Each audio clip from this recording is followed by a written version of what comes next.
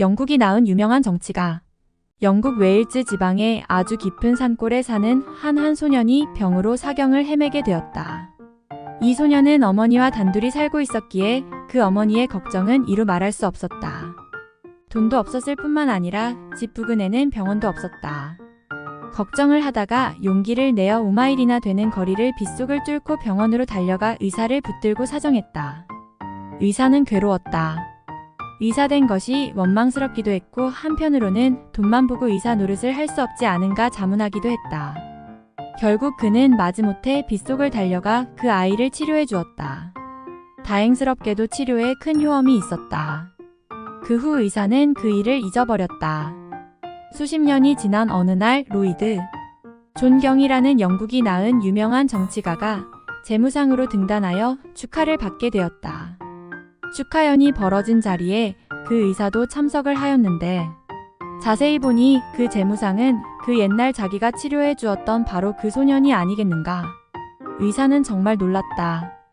그 당시 억지로 치료해 준 그 선한 일이 오늘날 이렇게 엄청난 결과로 나타날 줄이야 상상이나 했겠는가.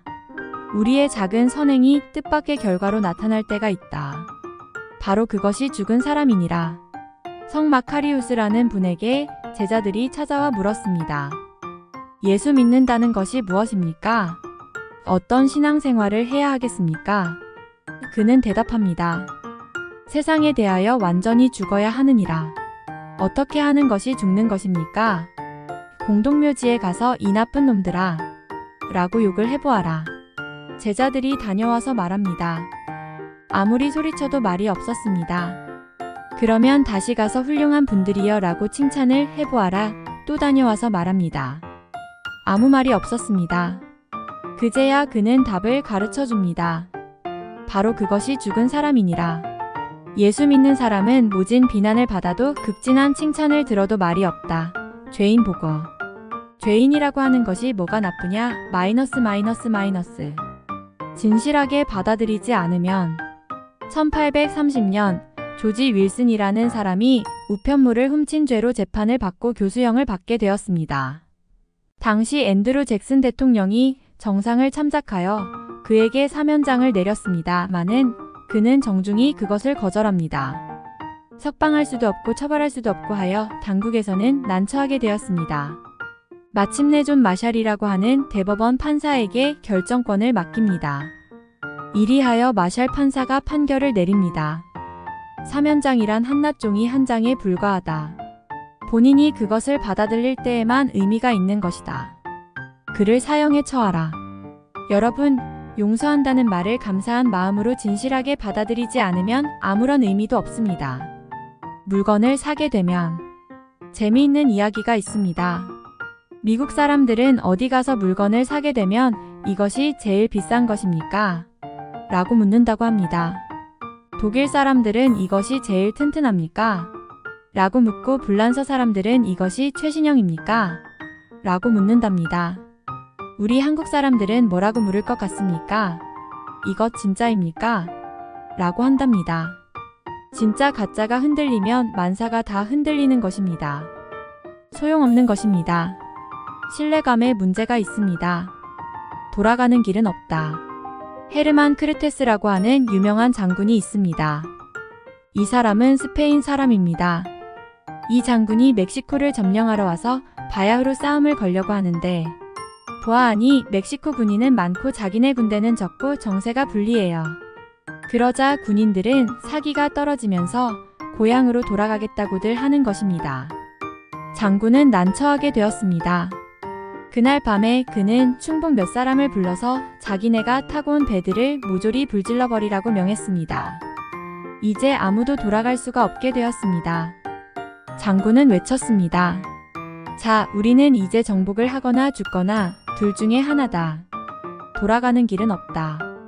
그래놓고 진군을 명했습니다. 결국 전쟁에 이겼습니다.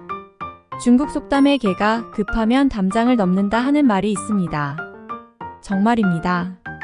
생명을 걸고 하는 일에는 엄청난 위력이 발생하는 것입니다. 나에게 용서를 빈 일이 있느냐? 하나님을 잘 섬기는 어느 성도가 기도 중에 환상을 보며 하늘나라에 갔는데 먼저 사단이 하나님, 여기 천당에 온 사람들은 그렇게도 많은 죄를 지었음에도 불구하고 용서하시어 천당으로 오게 하시면서 나는 한 번밖에 잘못한 것이 없는데 왜 용서하지 않으십니까? 하고 묻더란다. 하나님은 사단아, 내가 언제 나에게 용서를 빈 일이 있느냐? 하고 회개하지 않았음을 지적하셨단다. 나는 6개월밖에 남지 않았다. 일본 사람이 쓴 소설 중에 아끼루라는 소설이 있습니다. 산다는 뜻입니다. 노벨상 수상 작품 후보로 들어갔다가 상을 받지 못했지만 중요한 작품입니다. 그 소설의 내용은 간단합니다. 25년 동안이나 시청에 근무하던 어떤 사람, 아주 몸이 건강하던 사람인데 이 사람이 병원에 가서 진찰을 했더니 위암입니다. 의사는 말하기를 6개월 산다고 선언을 합니다. 이 말을 듣고 그는 고민을 합니다. 6개월 밖에 남지 않았다고 생각을 하니까 모든 것이 귀찮아집니다. 물론 직장에도 가고 싶지 않고 먹어도 배부르지 않고 술집에 가서 술을 마셔도 재미없고 누구를 만나도 재미가 없습니다. 그는 아주 절망하고 삽니다. 그러다가 어떤 꽃 파는 불쌍한 어린애하고 앉아서 얘기를 합니다. 말동무가 됩니다. 나는 6개월밖에 남지 않았다고 그는 슬픈 얘기를 합니다. 이 철없는 어린애의 대답이 그래도 6개월은 있잖아요 합니다. 아, 그 말이 맞단 말입니다. 여기서 정신을 차립니다. 6개월밖에 없다는 것이 아니라 6개월은 있다 이것입니다. 그는 여기서 새로운 용기를 얻어 가지고 6개월 동안 내가 뭘 할까 하며 그는 가능한 일을 하게 됩니다. 귀중한 일을 하게 됩니다. 십자가를 지셨는데 1946년 지슬로 카돌로스키라는 사람이 독일의 한 농가에 물건을 약탈하러 들어갔다가 강도로 돌변해 일가족 10명을 향하여 총을 난사했다.